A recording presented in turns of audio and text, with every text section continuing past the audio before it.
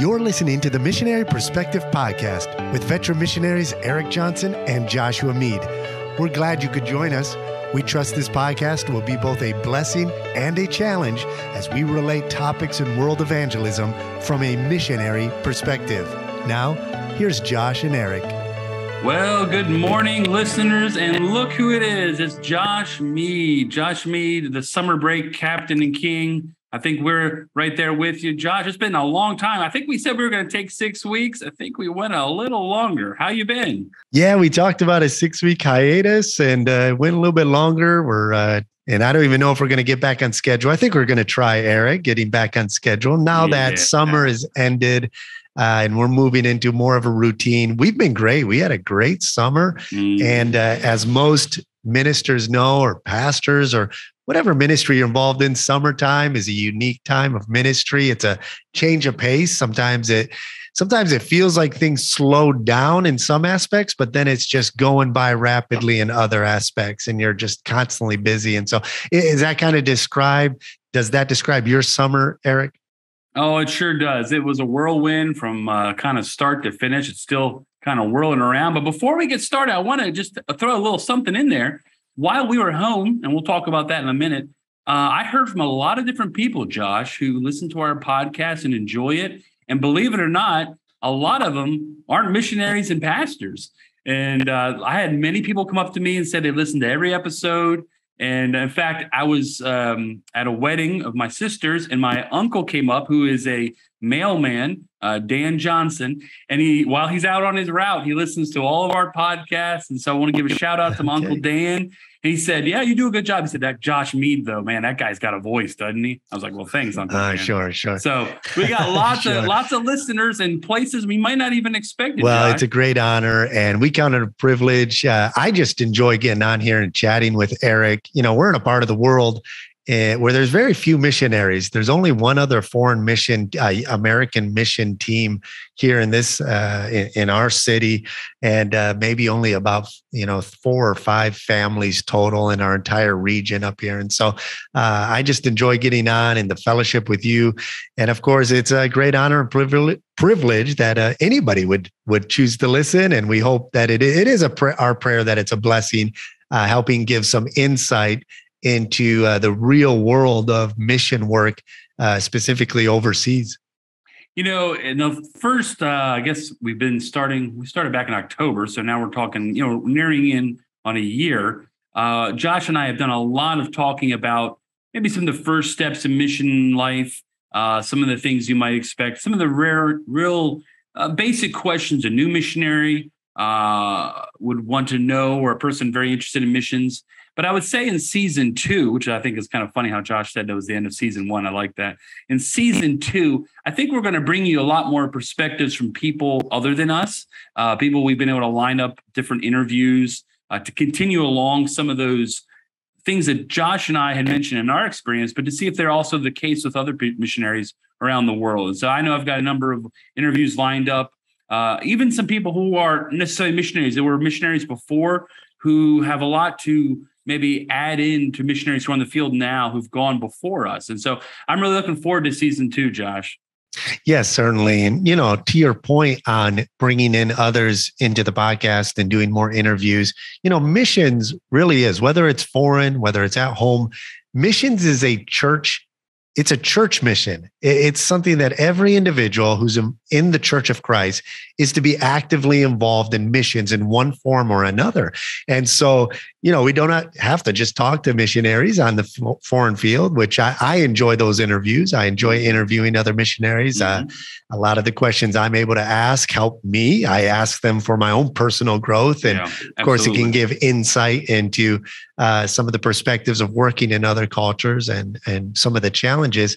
But I think that's maybe part of the appeal for those who are listening, whether you're in the ministry or not, is that this work we're doing is a team effort. And whether you're a mailman, delivering mail faithfully and faithfully attending church back stateside, you're just as much a part of this work when you're actively involved and faithfully involved in your local church and your local church's mission work, you're just as much involved in this work as we are. And so we look forward to seeing how season 2 will develop and who we can bring on and who we can chat with. All right, Josh. So I'll fill in a little later on my trip and what some of the things we did this summer. But kind of starting with you, of those who follow Josh and Julie on social media, on Facebook, Twitter, things like that, you can see that they were not sitting at home. They were very active, moving around. I know they had interns. Josh, why don't you tell us kind of what was happening since we've last spoken? Yeah, this summer, of course, summertime is a time to host college interns. And we hosted a young man from Canada, from the Bible college that I graduated from. And he was a great blessing, a young man who is going to a college in South Carolina at Ambassador. And he's actually from my home church, Fostoria, in Michigan. And so we hosted him as well. Judah was a great blessing while he was here. And then a young lady who graduated from Pensacola down in Florida. She came out and spent some time with us, and she was a huge blessing to my wife and especially to our kids. And yeah, we had a lot planned this summer.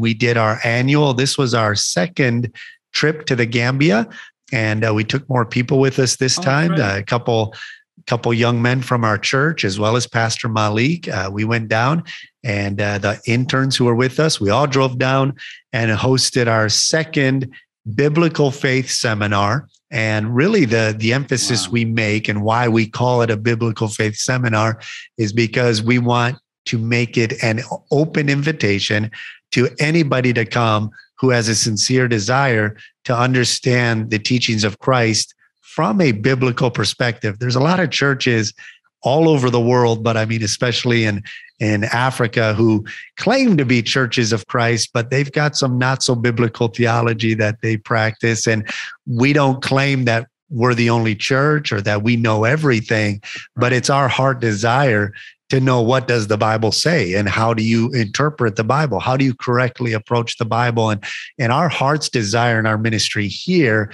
is that as we expand in our church planting efforts, we'll disciple young men specifically and men in the churches who will lead as pastors to be biblical in the way they approach scriptures and in the way we plant churches and in the way that they do discipleship is purely biblical. We don't always get things right all the time, but we know that we have the scriptures to guide us and the Holy Spirit to lead us in those. And so that was our big emphasis. We had about 40 people out at the meeting in Gambia. Wow. Some of them were Roman Catholic. Some of them came from charismatic churches. Some of them were Muslim background. We had a great question and answer time this year. Last year, when we did the Q&A, there weren't so many questions. This year, a lot more were open and responsive. And we kind of geared, Malik and I geared our messages to where it kind of left some questions unanswered. So it would force them to maybe ask those questions and try to get them answered. And so we had a great time. It was exciting to see what God is doing with Daniel and Sarah Jenkins in the Gambia there. The church is growing. I preached for him on Sunday morning. They had about 35 people out or so. It was exciting to see just in a couple of years how the church has been growing. There's a gentleman from our church here in Senegal that we sent down there to work with Daniel, and he's doing a tremendous job. So it was a great trip to Gambia. I came back up here. Yeah, just did a lot while we were here. Different outreach soccer tournament that we do every year with some of the street kids. Wow. That was a lot of fun. And then evangelism, meeting with people, doing discipleship. And one of the things, we sat down before the interns left and I asked them, some of them, it was their first trip here. A couple of them, they've been to other countries. So I specifically asked those who had been to other countries, what did they notice different about working in Senegal when it comes to evangelism than maybe in another country they had been to. One, I think, had been to Mexico, and I forget where the other one had visited. But there's there's a dynamic difference in the way you approach evangelism in different countries. And they just saw that, there's a lot more. You can't just go to somebody's door and, knock on the door and lead them to Christ just like that. It just doesn't happen that way. You cultivate relationships, and and you build trust, and you really just have to approach it with love and compassion as you walk them through the scriptures. And another thing they noted was how we systematically, with those we're trying to bring to Christ, walk them through the stories of the Bible. And you really have to begin with Genesis and make your way to the cross to show them that what we have in common with Islam has taken a lot of Bible stories.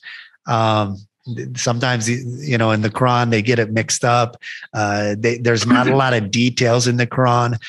They kind of throw out a story, but then they don't give you any details or follow up in the Quran. And so what people are attracted to, found here, was as we give details that the Bible gives of Abraham and Moses and Noah and all these stories. The Bible is in, kind of a chronological order of these stories, giving details.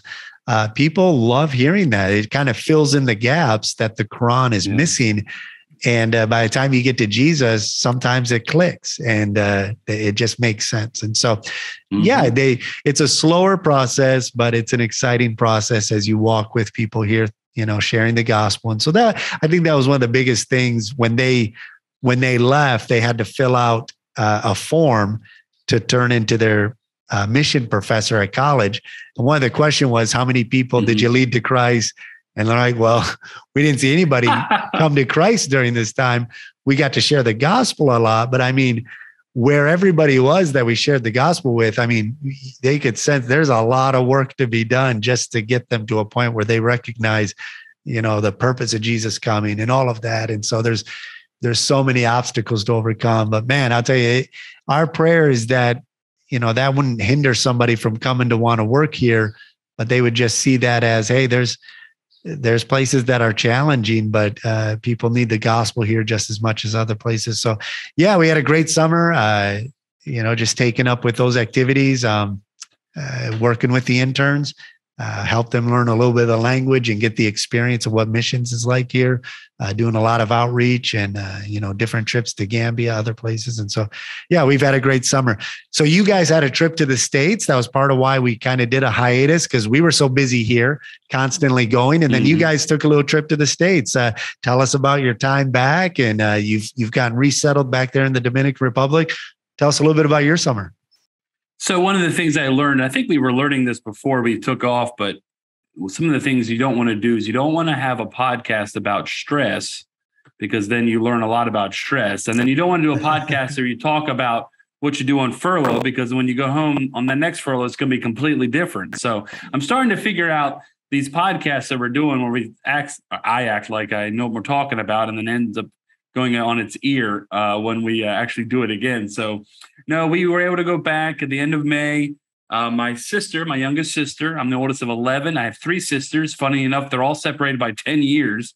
And so she's, I'm 44. She's 23. She could be my daughter. That's how many years apart we are. She asked me to come and officiate her wedding. It was the first wedding I'd ever done in English. And so I actually, from afar, had to get all the not ordination, I have my ordination, but all the legalization for doing it in the state of West Virginia, which you would think there wouldn't be so many restrictions in the state of West Virginia, but actually there were. And so we got that taken care of, and we were very thankful to be a part of that. That was a real special time, because, to be a part of family. There have been a lot of weddings we've missed over the years because we've been on the mission field. So in fact, my brothers were kind of ribbing me. They're like, why'd you come home for this wedding? Why not this brother or that brother? I said, well, she was the first one to ask me to do the wedding. And so they were like, oh, so that's what we got to do. We just got to ask you to come home and officiate the wedding. So that was a real blessing to be a part of it. I think I mentioned this before I left. The great part about that day, it was the ultimate oldest brother day. In the morning time, my brother Adam was being installed as a pastor at a church in the area. And he asked me to come give the pastoral charge. And so in the morning, I was given the pastoral charge for my youngest brother to become a pastor. And then later in the evening, I was officiating the wedding for my youngest sister. And so I really felt like a big brother who was very blessed. So that was a real special day. Now, the interesting thing was that was within the first 2 weeks of our trip. Before that day, about a week earlier, Ashley, my daughter, had been sick. And we come to find out that she had a kind of a serious infection had to go to a specialist at Johns Hopkins University. My wife there was emergency surgery they had to have. And so on the Friday before the wedding, she has this surgery. And I would say it was the Lord's timing. It was very emotional because it was very scary, the situation in the beginning, because some of her blood counts were low and white cell counts. But I praise the Lord. It ended up being a very routine surgery, but they had to find a specialist. And, that week there was a lot of anxiety, obviously resting in the Lord. But I remember as the Lord was working out all the details that, we had not originally planned to come home that early for this trip. But since my sister asked me to do the wedding, we changed our plans. And, the Lord obviously knew exactly when he wanted us to come home, so that Ashley could get that special attention. And I praise the Lord that she did so well and everything recovered so well that 2.5 weeks later, she was at summer camp. And so that it was kind of a whirlwind summer. You go around, see churches, see family. Josh Mead helped me make my presentation, and I got a lot of great compliments on that. So I was able to give a lot of props to Josh and his hard work. In fact, we kind of threw it together in just a few days, and it turned out so well. So we're very thankful for that. And when we got back in the middle of July, we hit the ground running. Really the highlight of my summer, and it really wasn't necessarily going to America. The highlight of my summer is when we got back, Holly and I, some leaders in the church, we took a big group of teenagers up into the mountains and had teen camp for 3 days. We took them to waterfalls, rivers. We had nighttime bonfires. We had lots of games, and then really good teaching and preaching where, we had a specific theme we preached through, Pastor Ari and I, but we also took the morning time and sat down and really taught the kids how to do their own personal devotions. And it was really neat to see a couple of weeks later, just how many kids talked about how much they enjoyed that. And it seems so simple, but boy, as a pastor and kind of a proxy youth pastor, it really was a lot of fun. And it really kind of harkened back to some of my teenage years. And it really made me think these are the fun things. These are the things that are great about being a missionary. And sometimes we can't pack it into a prayer letter. And so if there are young people listening who thinking about being missionaries, there's so many great parts. There are difficult days, but there's so many great parts when it comes to investing your lives into people. And then just a few weeks ago, we celebrated 13 years in our church. And so that was a glorious time, just reflecting God's goodness. And last week I got to baptize 3. There were 3 cousins. And that was pretty neat when you get to baptize 3 cousins. So it really has been just a full summer. We did get COVID for the first time, but praise the Lord, it wasn't very bad. So we've kind of hit it all this summer. Oh, yeah. Staying busy. And, I laughed when you said, it's true. It's like, we'll pick a topic that we're going to discuss. We did a whole topic on stress in the mission field. And then I guess God's going to put you to the test, right? So maybe this season on the podcast, let's talk about the blessing of, maybe getting care packages from the States and the blessing of, like Tim Hortons coffee, sending that. Maybe that'll come to pass, if we talk about it. But it's true. I think it's the opposite. So you have to talk about having no support, and then you get lots of support. And you have to. It's opposite. There you go. Yeah. One of the podcasts we did was on missionary kids, right? And if you go back and listen to it, excellent podcast, interview with Matt Jones. And from all the research we did, one of the most difficult transitions to make as a missionary is when you have kids that are preteens or teenagers. And it's tough for the kids when you move there. Yeah.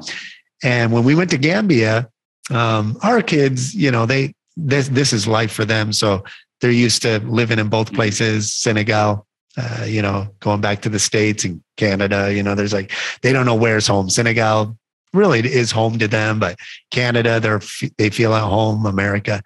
Well, we went to Gambia, and there's a new missionary there with another mission agency, a sister mission agency down there. And we stay at their guest house when we go down there. And this new family has 2 teenage girls and a young boy that's the same age as my daughter. And my son went over there. He's 13. So he went over there. Julie and I stayed in another area. And then the interns as well as Pastor Malik and some of the men from our church. And then Tristan all stayed on the mission guest house that's there in Gambia. And so the next morning, I went to go pick him up after the first night there. And he was in the house with the new family that's just arrived. And when I walked in, the family declared to me, yeah, we're keeping him, Tristan. He's just going to stay here now. So, but they were talking a little bit about just kind of a little bit of the struggle that they faced, coming. They went from, living the American dream to suddenly they're in a village with no running water and learning a language. Wow. That's a big change. Yeah. No electricity and running water and trying to learn a language. So there's a lot of struggles there, but it was a blessing just being able to connect with them, having kids that are the same age. And then I'm thankful for, kind of technology is both like any other medium. There's blessings to it. And there's things that aren't so much great about it, but I'm thankful that, they're able to stay in touch now with this family. They speak almost every other day. They contact them, and we're probably every 6 to 8 months, we're going to try to connect with them, whether they drive up here or we drive down there, and just have a little getaway time with them and Daniel and Sarah Jenkins. And so, it's great. It's saying here, we've got about 10 minutes left on Zoom, and they want you to pay for Zoom Pro. What are those, man? What's the deal? Do we want to wrap this up in 10 minutes then? And, yeah, that's fine. I wanted to ask you one more question. I think we talked about in our pre-show prep there, and kind of just tie a bow, because this is basically just us talking about what we did this summer. So one of the things I was mentioning to Josh before we got on was that I read a little post about pastors and sabbaticals. I've noticed that's something maybe a little more common now. Pastors are learning how to get away, and the post was asking, how long it should be and is it biblical, XYZ. I think someone was trying to make the point that it's certainly biblical in the sense of getting away from life a little while and taking time to pray. And though we had not really carved that time into our trip because we had COVID, more specifically my wife, we had to, for her parents' sake, take a few days and not see them. We had a very nice missionary cottage to stay in for 3 or 4 days. And though at first it was kind of like, why are we having to do this? It actually turned out to be maybe the best 3 or 4 days of our whole trip, because, the kids just got to relax. We didn't have anything on the schedule. And I was telling Josh when I got back, even though I didn't speak Spanish hardly at all for 7 weeks, I could tell right away that time away, disconnecting from the ministry, disconnecting from the language, disconnecting from what was normal, and really getting just not to have major responsibilities. On furlough, you have to be in certain places, certain times.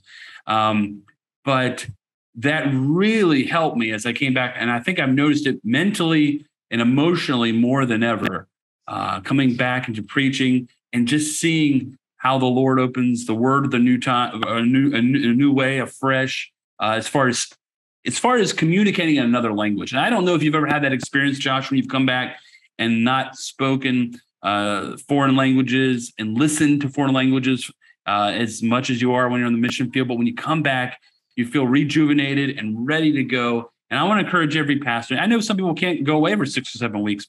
Make it 2 if you can. Be out of the pulpit for 2 Sundays, 3 Sundays, and just get away, read, relax. If anything, just do nothing as much as you can so your batteries can recharge. And I, maybe more than ever, because of my age, I'm noticing how important that really was for my mental state. I absolutely agree. I think sabbaticals, obviously based on the word Sabbath, which is, the rest time.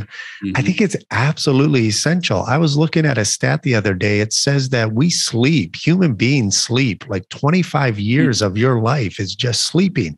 God designed us to need that reset time and that rest. And I was reading a lot about sleep lately for some reason, but it was saying during your sleep, your brain is cleansed. Like, it goes through this cleansing time, like chemically and all of that. And so I think taking a sabbatical is a discipline that's necessary. You need to add that into all of your other disciplines. I've got this laptop that I do a lot of computer editing on. And when I'm running too many programs at the same time, the thing starts to overheat. And if it gets too hot, the thing just shuts down. And so I've noticed that after I've compressed a bunch of files, I've done all this editing, it's super hot. I'll just shut it down because it starts slowing up. And once it shuts down, then give it some time and then it's ready to go again, and I think, we're like that mentally, physically. You need that time. We've been taking time out to rest a lot more than we've done in the past. I've added it kind of as a discipline in our family life and our ministry life. Our pastor Malik, I give him 4 weeks off. He is busy all the time. He's answering phone calls of people seeking the gospel and seeking answers at 1 or 2 in the morning. Sometimes I led a young man to the Lord just last month over WhatsApp, but the kid called him at 2 in the morning because he didn't want his family to know he was calling to ask about Jesus. Nice. And so Malik's taken September. Malik will be taking the entire month of September off, and I'll take charge of everything and all the responsibilities here. It's absolutely necessary because you'll just run yourself down.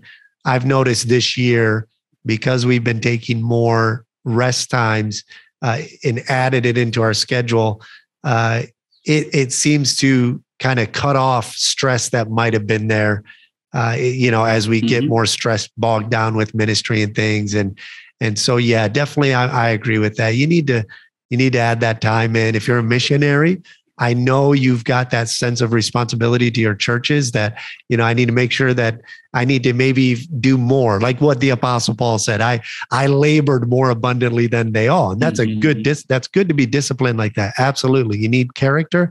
You need to have integrity. You need to be disciplined and work hard.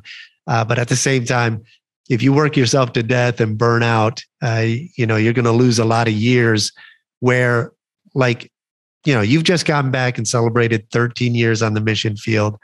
And I think that your next 10, 15 years are going to be far more productive because of the wisdom you've gained over the past, in your experience of the past 13 years. But if you just burn yourself out, you're not going to be able to apply that wisdom and that experience you've gained and that the Lord is going to use. And so, yeah, I would agree. Make sure you take that time to get away, to rest, recuperate, reset, and then get back in it. Yeah, I couldn't agree more. And one little thing that add on there, Josh made a good mention of that as he's working with Pastor Malik, is that if you are a pastor, a missionary that is working with nationals, you need to practice what you preach. If you're preaching, you need to take sabbatical. You need to work hard to make sure they do the same because they're usually working just as hard as you along your side. A lot of times they can't financially do some of the things that we do. Yeah. So I try to help our guys so they can do the same sort of things. Absolutely. I agree. Well, we've got a lot to cover. I'm so excited about what's going on here in Senegal. We finally found land and we're closing on the property next week. Great. It's an incredible story, just how God, I've been rushing and trying to find this property. And Pastor Malik and my wife were, just wait on the Lord. I was pressured because we raised the funds probably about 6 months ago. So I'm thinking, because the land we raised the money to buy fell through. And I'm like, oh man, we got to find something. We raised these funds, and man, the Lord just opened a door. It's in an incredible area that's developing, and we'll tell that story for another time. But we just wanted to get on here to our listeners. We want to say hello again. We're excited to launch this second season and communicate with us. Let us know what you want to hear about, what you want to hear discussed. And if you have any questions or topics you'd like us to cover this season, we would be more than happy. And we're excited to see how the Lord's going to use this podcast to be a blessing, not only to other missionaries, but to anybody who's interested in becoming actively involved and staying involved in world evangelism. Erik, why don't you close us out? Yeah, it's been great to touch base with Josh again. There is nothing more exciting than being busy in the work that when we see fruit. And so we want to share not only our stories, but especially the stories of others. We want to be encouraging. We sometimes talk about the things that are difficult, but we also want to talk about the things that are exciting. So welcome to season 2. God bless, and we'll see you later.